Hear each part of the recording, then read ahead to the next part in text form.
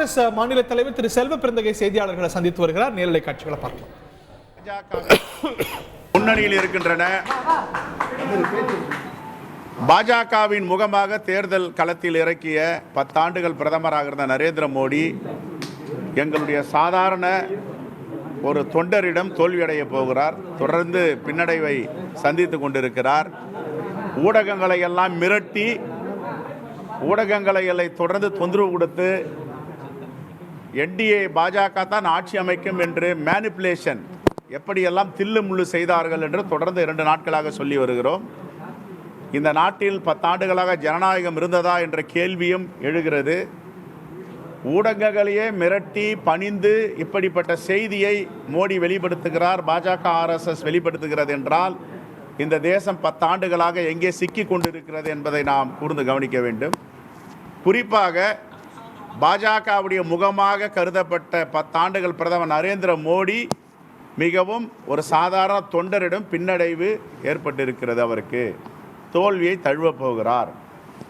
நாங்கள் தொடர்ந்து சொல்லி வந்தோம், ஜனநாயகத்தை மீட்டெடுக்க இந்தியா கூட்டணி இந்த தேசத்திற்காக வடிவமைக்கப்பட்டிருக்கிறது, அந்த கூட்டணி ஏற்படுத்தப்பட்டிருக்கிறது. ஆகவே பாஜகவில் இருக்கின்ற கூட்டணி கட்சிகள் பாஜக அனைத்தும் தோல்வி அடையும் என்று தொடர்ந்து சொல்லி வந்தோம். ஜனநாயகத்தை மீட்டெடுக்கின்ற நாள் என்று தேர்தல் முடிவு திருவிழா நடக்கப் போகிறது. இன்னும் ஓரிரு மணி நேரத்தில் இன்னும் தெளிவான முடிவுகள் வரும். ஸ்மிருதி இரானி மிகவும் மோசமான நிலையில் பின்னடைவில் இருக்கிறார். சவாலெல்லாம் விட்டார்கள் எங்கள் தலைவர் ராகுல் காந்தி அவர்களுக்கு. யாரெல்லாம் கொக்கரித்தார்களோ இன்று மண்ணை கவி கொண்டிருக்கிறார்கள்.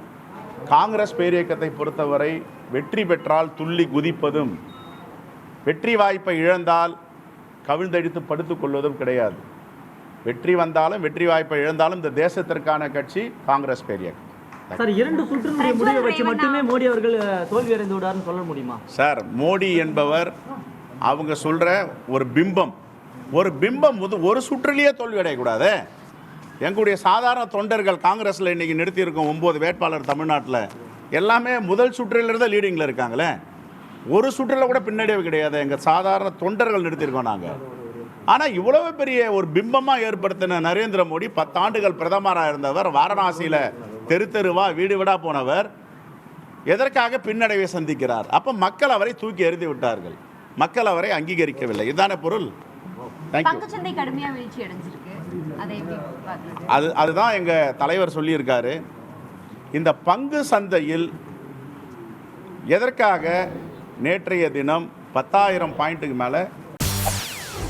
செய்திகளை உடனுக்குடன் தெரிந்து கொள்ள உடனே சப்ஸ்கிரைப் பண்ணுங்க.